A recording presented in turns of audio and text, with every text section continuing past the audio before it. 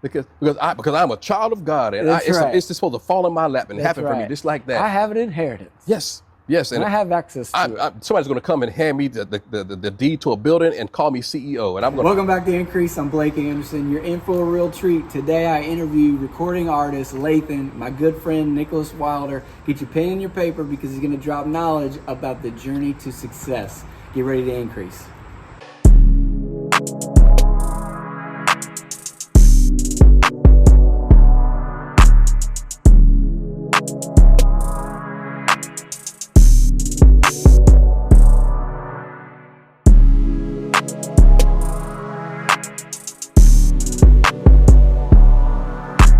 If only we could go back in time and tell our former selves some advice, So for those that don't know you, it's Nicholas Wilder.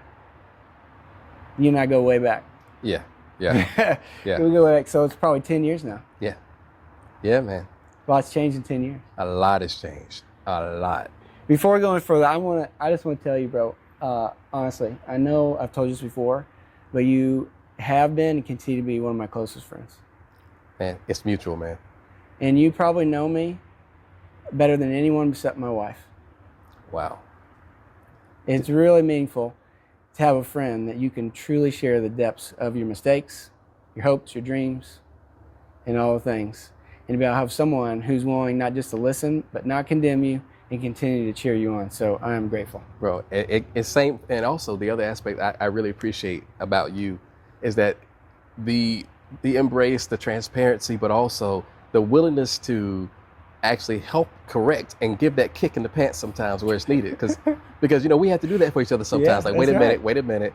Let me call out that's not, no. Because that's the thing you need. A real friend is not going to allow you to have a false narrative in your life. Yeah, that's right. They're going to cause every false narrative in your life to flee. Because they believe in where God is taking you. Right. And the authenticity. They see the authenticity of who you were created to be versus who you become because of experiences. Yeah. And they can call those things out, and they can call out the experience. They say, yeah, I see your experiences, but this is the authenticity. This is the authentic person I see. And they help call you into purpose. So thank you, because there's been so many conversations that we have had, so many whiteboard sessions where we begin to whiteboard out so many different things that help me to really begin to see with more clarity. And you need people like that. You've been a true friend to me. Yeah. A true friend to me is on so many levels, more than we can even talk about in this one episode. Yeah, we're gonna have to do an episode on what real friendship looks like. Because the cool thing is, like, you and I have gone there together. Yes.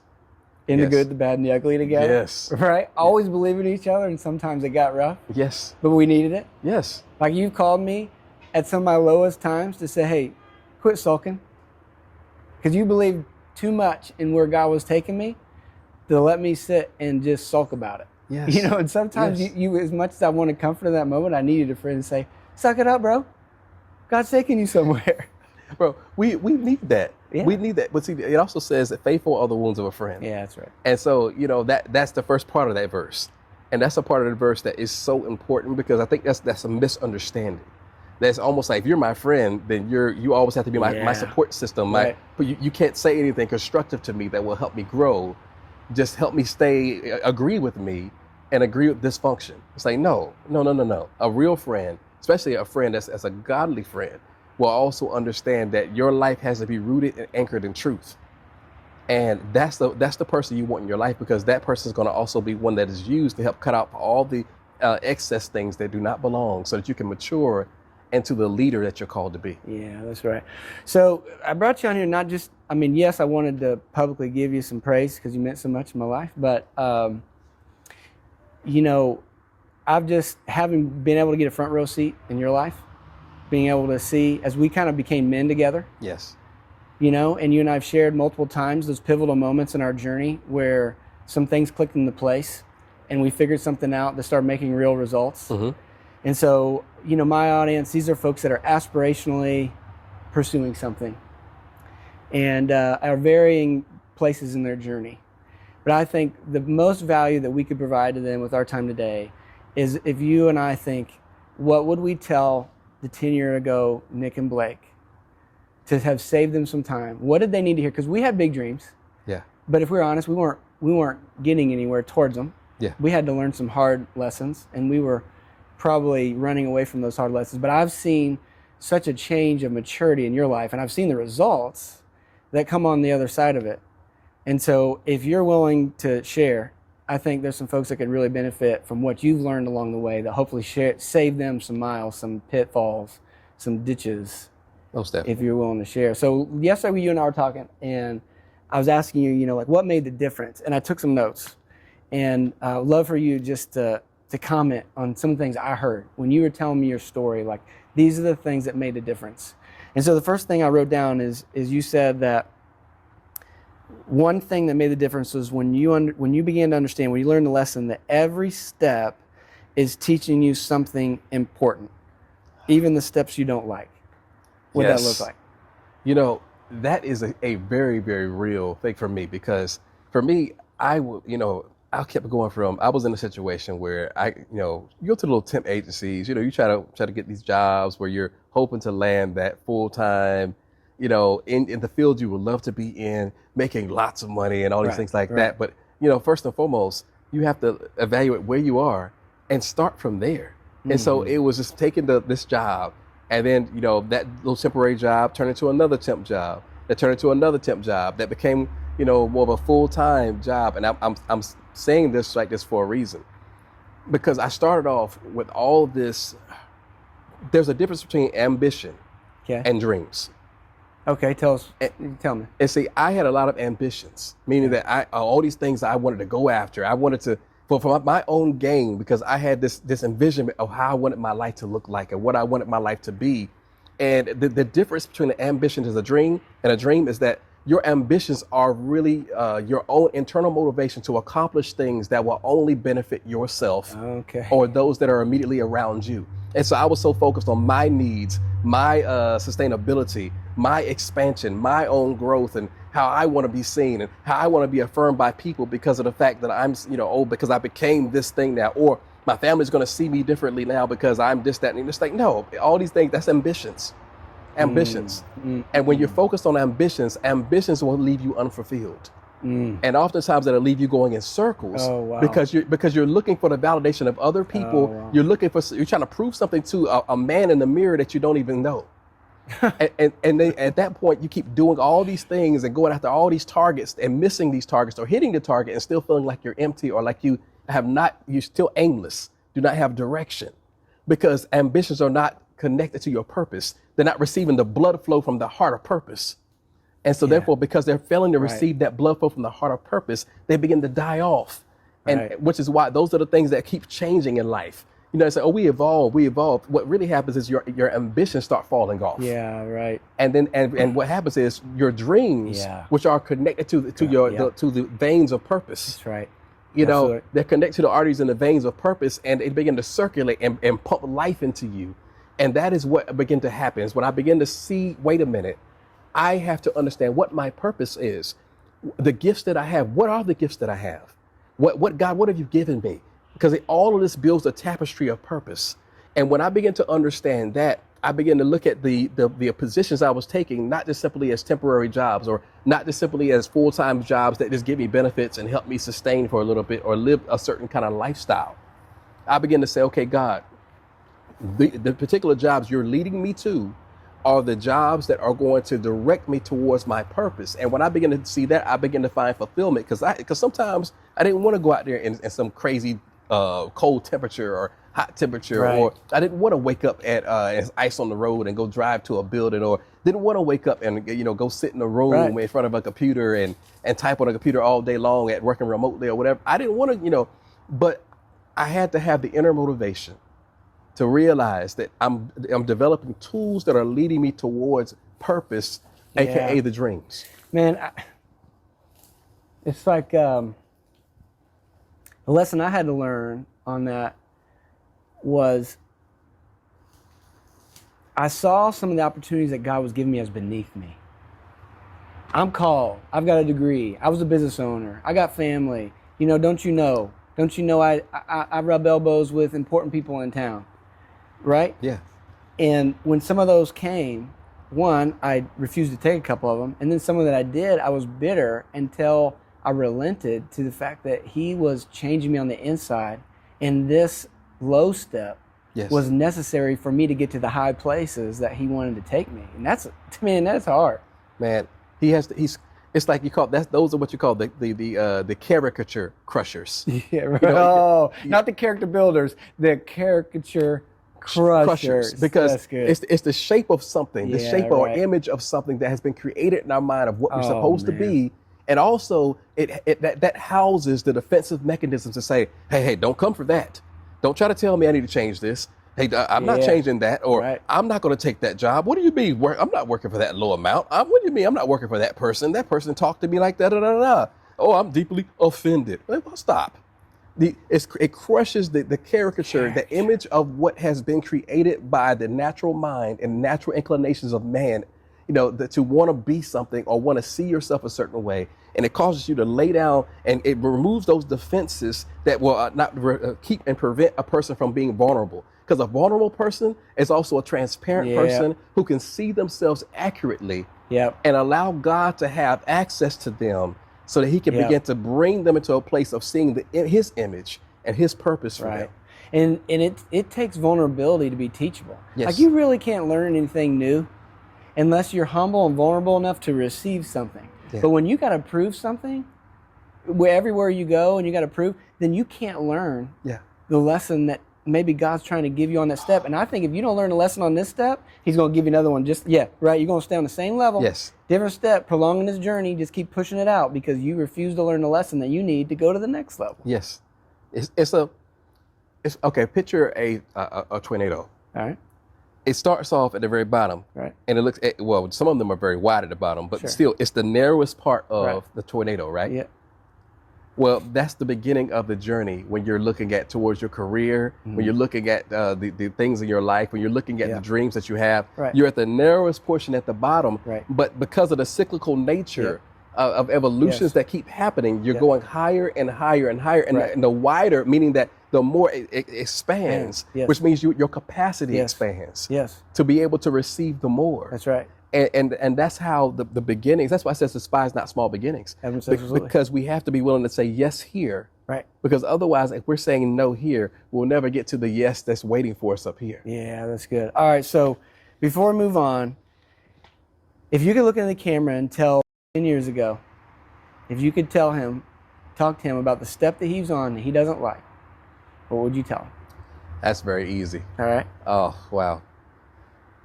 Stop making excuses. Oh, man. It's not everyone else's fault. It's not the manager's fault. It's not the director's fault. It's not the leader of the company's fault. It's not family's fault. It's not friends' fault. It's not your counselors or anybody else's fault. It's not co-workers. It's not colleagues. It's stop making excuses for why, things are not happening, and look at yourself first. Because when you look at yourself first, you'll see the reality of who you truly are. And then you'll begin to allow God to have the ability to work within you, to transform you, to make you into the man that you're supposed to be. The man, a true leader does not make excuses. A true leader is the one that proposes solutions. And when you understand that in order to be a leader, I have to be willing to be humble enough to see myself with truth, in the lens of truth, in order to be able to see the future and see the road ahead. And also, the other side, the thing I will say is stop looking at you all the time. Make sure that there's a whole entire earth full of people that are around you that your purpose is actually meant to serve. And until you can actually see beyond your own self, you're not going to be able to serve others faithfully the way you're supposed to. Wow. Man, drop the mic right there. I mean, I think I need to hear that today. Man, that was something for me when that reality hit and I began to understand purpose and servitude. If you're a leader, you're a CEO, and you're not serving the people and now everyone's serving you, then you've lost scope and lost sight of your actual realm of leadership that you're operating within. And people now look at you and you lose credibility before them. Because they don't see you no longer as a leader. They see you as the driver that's just driving things forward, but you're no longer the leader because you lost vulnerability, you lost transparency, and you lost the ability to earn their respect.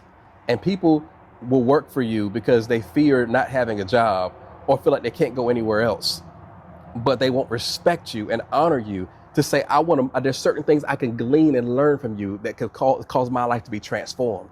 And when you understand that a part of your serving is being transparent, like right now, this is an act of service because I'm being transparent about the things and struggles that I've actually gone through myself, because I want to see you thrive. I want to see you prosper, and I want to see you overcome and not have to waste time in your life, because we only have a certain amount of breaths to take, a certain amount of blinks to engage in before these days begin to pass. Amen. And we have to maximize every single one of them. That's the last thing I will say to that younger me. Oh, okay. All right. So second thing I noted, it kind of these kind of are falling right into place. Faith without works is dead. Yes. How'd that change your life? That was connected to the excuses. Because the other side of it is like, oh, I believe. I have a promise from God. Right. I've heard sermons. I've watched people. I've watched motivational speakers. I've received prophecies from people within the church realm, or prophets, or people saying that, this is going to happen for me, and all these great things that I see promise in your life, and all these great things that have me excited and believing. I look at the scriptures and the Bible, and I believe the Bible, and I'm saying, oh, this is true. But the other side of it was I was sitting back waiting for these things to come upon me. Not realizing that though I believed, I have an active part to play in the activation of my faith. Right. Yeah. Right. You can look at your faith as a living, breathing organism. Yeah. And the same way in the beginning, when God says God blew into the nostrils of man, he became a living soul. When we begin to seek God for the revelatory understanding, for the wisdom and the understanding of what we are to do, God then begins to breathe into our faith. Our faith becomes living, and he begins to give us instructions on what we are to do. And then we're able to engage in step-by-step instructions. And when you receive these instructions, here's another side note. When you receive the instructions, if it's only one instruction, do the one instruction. I know, right? Don't sit here, how dare you, God only give me one instruction. How dare you? Well, God, and then meanwhile, 5 years later, why has nothing happened for me? Do the one instruction first. You know what it looks like for me? I get the one instruction, and it's normally simple. Yeah. And so I don't do it because I'm like, well, that's so simple. I'm trying to figure out 2, 3, 4, 5. Yes. I can't figure out 2, 3, 4, and 5. All I got the one is so simple I can do it so quickly, but nothing happened until I did the one. Yeah. But you do that one simple thing, and next thing you know, you can see the next one. Yes. So I think this is hard, and this totally we're going to have to spend another deep dive conversation on how to respond to faith. Yeah. But clearly you and I, we've had big dreams. We're the guys that would shout the loudest on Sunday. Yeah. But I think both of you and I suffered for years not knowing what to do with it on Monday. Yes, that was the other part of it, without the works, because I was expecting things to just come to me because I'm in the right church, I'm serving God, I'm being obedient and doing these various things, I'm seeking God. But then the other part of it is, okay, what are you doing? Because here's the problem that unfortunately happens, especially within many people, is that they believe God, but then their natural application in life is missing. And it's like, well, why is it missing? Why is it that it seems like there's an imbalance here? Or you have people that are spiritually rich, but naturally poor. Right. Or people that are naturally rich, but spiritually poor. Sure. Right. It's like, why is there such an imbalance? Yep. It's an imbalance here because with the missing link in between is called wisdom. You need the wisdom, because when faith enters through the filter of wisdom, then it activates and brings understanding. Because wisdom and understanding leads you to the work. Yes. I think that was part of it for me for a while. I didn't know what to do. Yeah. I think I lacked the wisdom and understanding. I had the faith. I'd seen God do things I couldn't do for myself. Yeah. Some of it is literally just a lack of understanding to even know what. But the what, you got to do something besides sit there. It's not going to fall in your lap. Exactly. God's normally calling you to somewhere. Yeah. But I think you're touching on it with that wisdom and understanding part. Yes, because that's the big thing that I realized, and that's why the scriptures talked about that. And why would the scriptures have a whole entire book dedicated to it in the Old Testament? Right. And then in the New Testament, James simply starts off his book by saying, he that lacks wisdom, let him ask of God. And that God's not going to hold it back from you like, I'm not going to give this to you. He's like, no, ask me. I'm going to release it to you freely. Why is it that he's going to release it freely? Because he understands that your faith and wisdom must collide and work together to get you to the point of understanding where you then can then move into application. You know, James has become one of my favorite books, but for the longest time I didn't like it. Yeah. It was too practical. I wasn't looking for something to do. I was looking, I want to just have a vision, have a dream, give me prophecy, right? It's going to just happen for me. I didn't want to do anything about it. But James is all about, you got to do something about it, right? Yes. I mean, once you learn that lesson, James becomes your favorite book because you know it's the key to get you there. Well, maturity. Yeah. When you think about it, when you're mature, okay, a child wants everything done for them. That's right. But when you step into maturity, right, you start realizing that now you're an adult and you must do for the child now. The role has changed. You're now serving the child. You're now doing for the child. You're now going forth. It's like, well, what do you mean? As time goes on, you start learning wisdom. Yeah. And as you learn wisdom, you grow in wisdom and become an adult. Then you become a child. You have children of your own that now you're trying to do what? Impart that wisdom. Yeah. You're now doing for them. Yeah. And that's the whole aspect of when we come into a place of maturity. We said serving. Right. That's the whole thing. You have the faith. It combines with wisdom. You receive understanding. You move into application. And now in that place, you're serving others. Your faith is alive, and there's demonstration, active demonstration in your life, meaning that you'll start seeing that you're prospering. Right. God will prosper your life. Right. That's one of the fruit of actual wisdom. I wanted God to prosper me while I was sitting at home. Oh yeah. You know what I mean? Oh yeah. Because I'm a child of God, and That's right. it's just supposed to fall in my lap and That's happen for me right. just like that. I have an inheritance. Yes. Yes. And I have access to it. Somebody's going to come and hand me the deed to a building and call me CEO, and I'm going to own a company, and I'm going to serve God through the company and have a huge company doing all these amazing things. And by the way, son, I need you to go get a certification. What? Right. Well, I have to do something? I have to study? You mean I have to wake up and stay up to 2 o'clock in the morning studying and get up again at 5 or 6 to seek you? What? I didn't have to go to work? What? I mean, what? All right, so tell me a story. So I don't know when it was, but I know it was, a few years back, all of a sudden I could tell something clicked because your results were changing.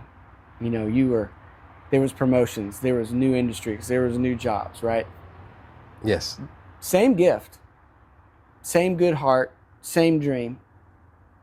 But something happened, you made a decision, you started working on that faith, right? You started putting action behind your belief. Yes. And I don't think you told me about it because all of a sudden it just started showing up, right? So do you remember when or some of the things that you were doing? Because I always like to be a little practical with some of these things. Yeah. We can talk in the clouds all day long, but I want someone watching this to be inspired, but also be able to know what they go to work on. Man, I remember I was it was during the whole 2020 phase of COVID, and we're dealing with, I was basically, in a whole state of quarantine because of exposure and stuff like that. Got the quarantine. In the midst of that, the job I was working at the time, they had interviews for, they was promotion, new positions they were opening up. Okay.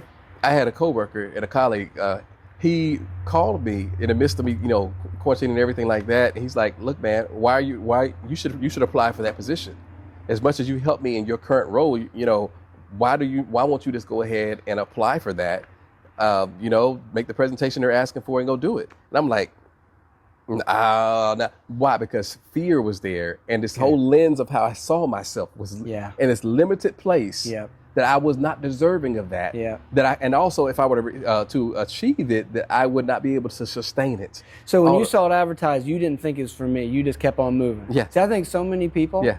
Their promotion has already been offered to them. Yes. They don't have the lens to see it as theirs. Yes. Right? Yes. And so they just keep believing that something's going to fall in their lap, not realizing you might have to face a giant first. Yes. But on the other side.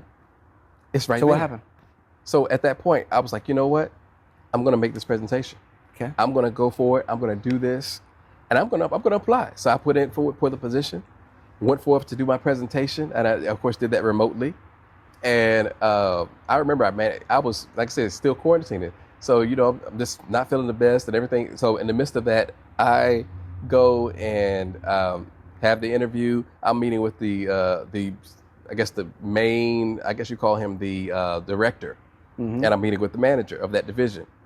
And I'm going forth and just doing my presentation and just laid out a very thorough presentation. A few days later, I get word that I got the position. Nice. And then it was like, wait a minute, the light bulb began to go off, because at that point it was like all the false narratives that were in my head about who I thought I was or what I thought I deserved, it shifted. Because I realized something. The limits that are on or that were upon me, that I perceived were upon me, were not limits that God placed on me. They were limits that I placed on my own reality.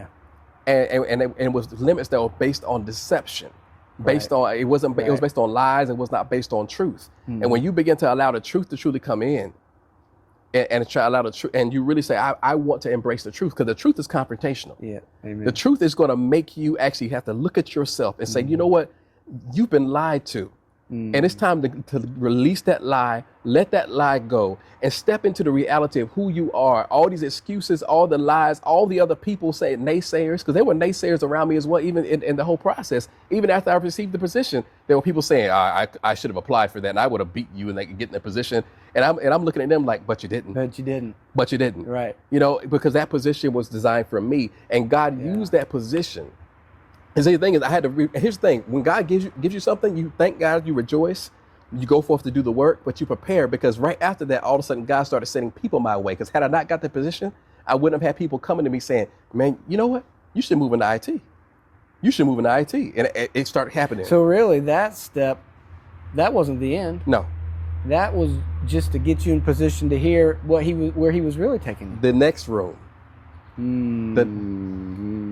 It prepared me for the next room. Man, isn't that how it works? Yes. Every room prepares you for the next. Your gift will make room for you, right? Yep. But in that season. But then what happens is the gift itself expands. Right. And as the gift expands, the room must expand. Right. And so you have to move. And so then all of a sudden now, I finally ignored the initial instruction. He was sending people that say things about IT. I ignored it in the beginning. Yeah, because you didn't identify that well. I just got promoted. Okay. I just got promoted. I'm promoted. Why are you talking to me about this? And then all of a sudden it was like maybe the third time it happened, and I was talking to people that were actually in the industry, and then God got my attention for me to ask him, "Hey, well, do you want me to study for a certification? What would you like me to study for?" Right. He leads me into cloud, studying cloud security, cloud technology, and then I pursue that, and then. 2 or 3 months later, he transitions me out of, things become really kind of tough at the company. Things begin to change, restructuring happens. And the restructuring really was God's way of making me uncomfortable. So that he also instructed me, start looking for positions. So right as I received the position, things became uncomfortable, and I was able to leave out and step right into that industry. And all the while, he's working on the inside to prepare you for the place he was going to take you, right? So maybe that's why I tell someone to take away from what you're just saying. You got big hopes, you got big dreams. That's great. But you're going to have to do something about it. Yes. And some of the thing you're going to have to do is you're going to have to go to work on the inside. Right? Yes. You got to become that person on the inside that can handle the blessing on the outside that God has promised you. Yes. When you employ the work on the inside, then God will deploy you to the next room.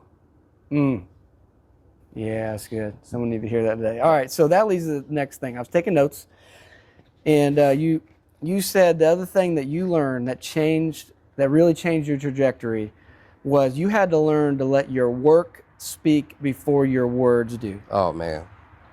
Oh man. Yeah, I'm gonna tell you what. It takes courage and vulnerability to be able to admit that, because there's a lot of big talkers out there.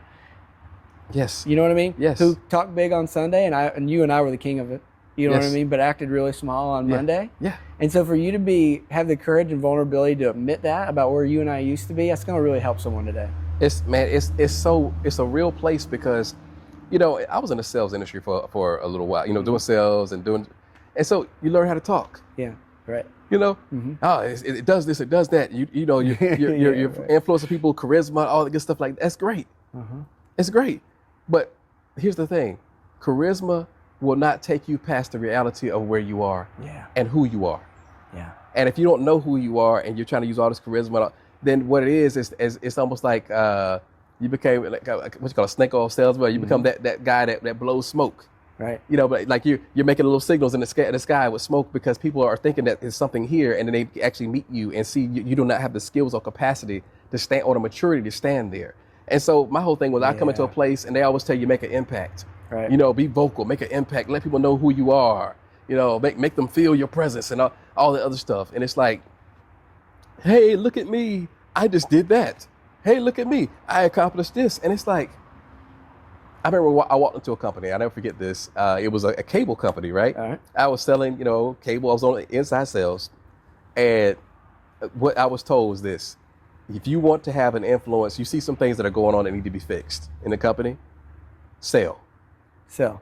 I was like, what do you mean sell? Sell. Because when your numbers are high enough, they will listen to you because you're bringing in the not income. because your voice is loud, but because your numbers will speak. Because your numbers will speak for you. And that was the beginning. That thing planted in me. That's so true. And I was like, whoa. And I saw it happen. All of a sudden, I know where I'm walking through the room, and all of a sudden, there's people's attention start coming. That's right. Here, that's the guy that, doesn't it? He's show me top how. salesman, right? Show me how. Help me.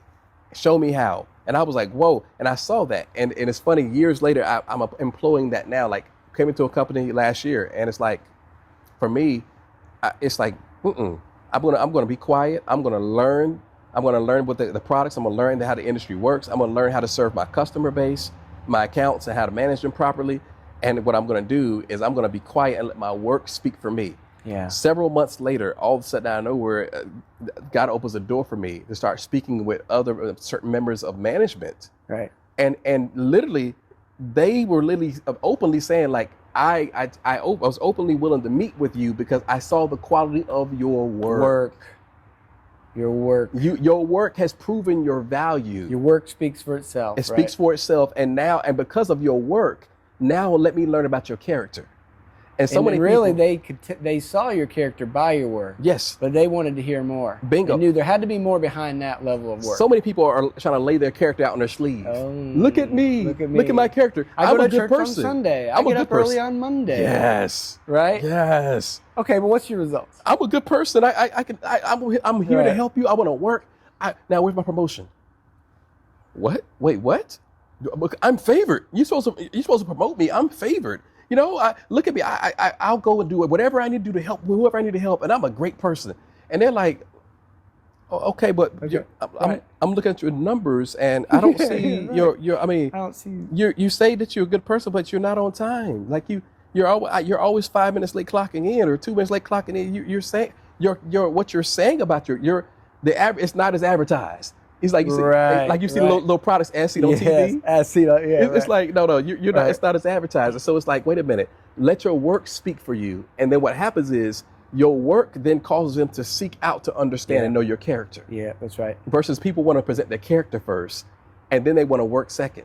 Say no, work first, and then it calls them. It'll draw them in. Yes. I mean, it's so much more powerful the moment when someone seeks you out rather than when you go out there speaking ahead. Yes. And I want everybody to think about this. I mean, we don't see it in ourselves a lot of times, but I want you to think about everyone's worked around one of those people. You know what I mean? Who talked really big, but they didn't put up. Yes. They didn't have the results to go with it. Like, you don't have any respect for that person. They might be a good-hearted person. You might like them. Yeah. But like, you don't trust them with the big game. You don't trust them with the big responsibility. Like, who's the person that you? And here's the thing: managers and owners of companies, they're not stupid. They know. Yeah.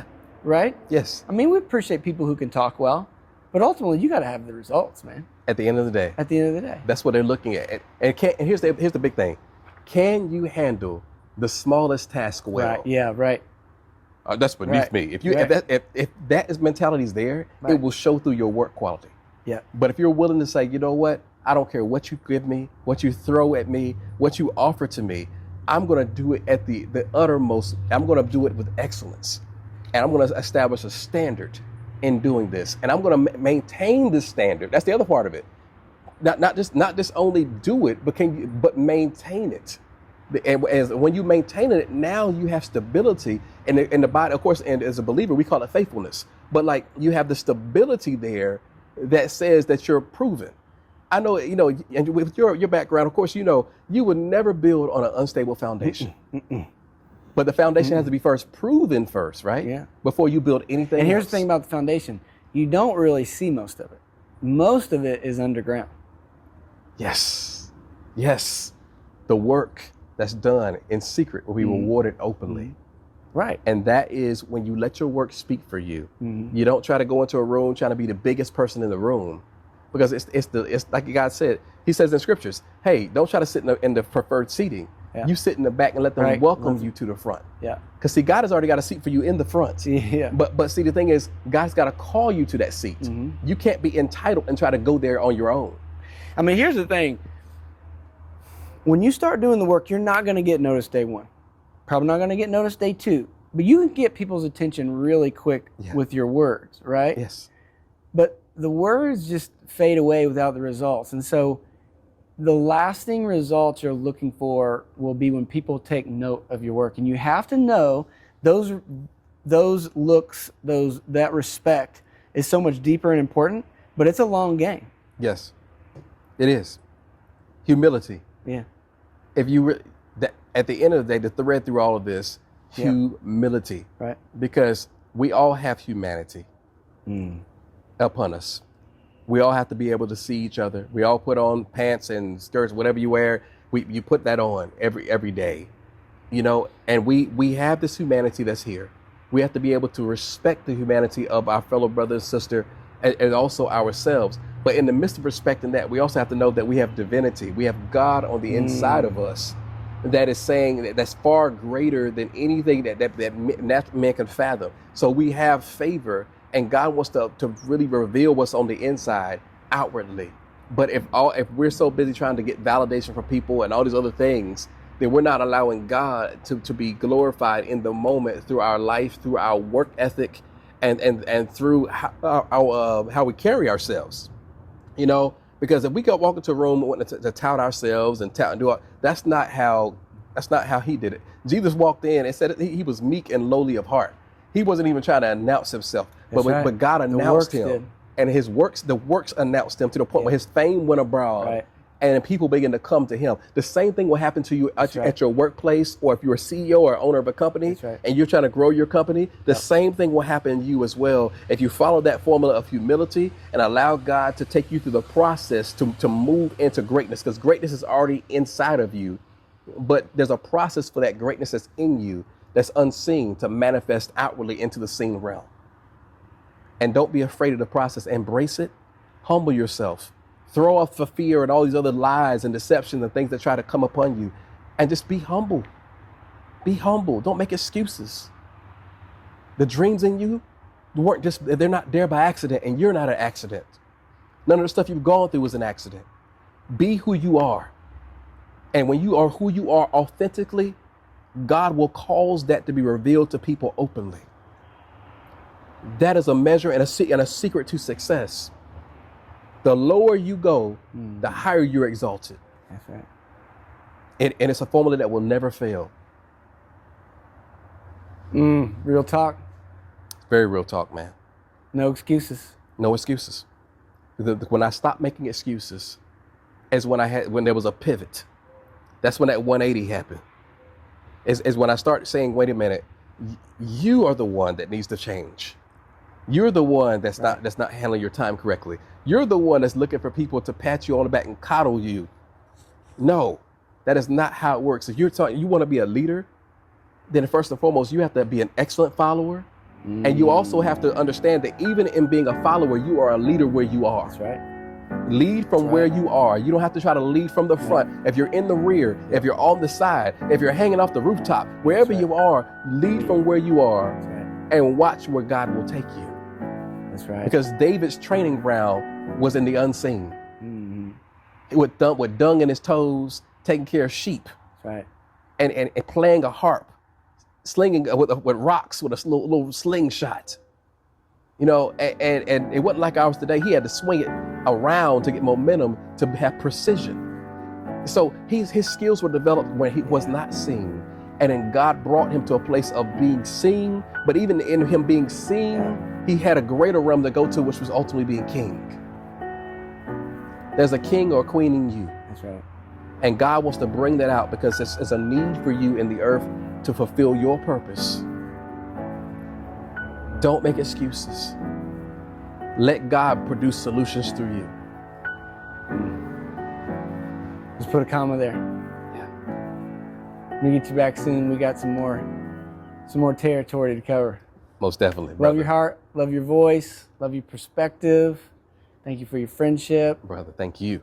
Yeah. Catch you next time. If you've been here the whole time, I know that you were blessed. I hope you took notes. Thanks for joining us. We're going to get Nick back on here again. Friend that's been with me for many years, saw my life in some of its lowest, some of its ugliest, was encouragement to me. I know he's been encouragement to you. Be blessed and increase.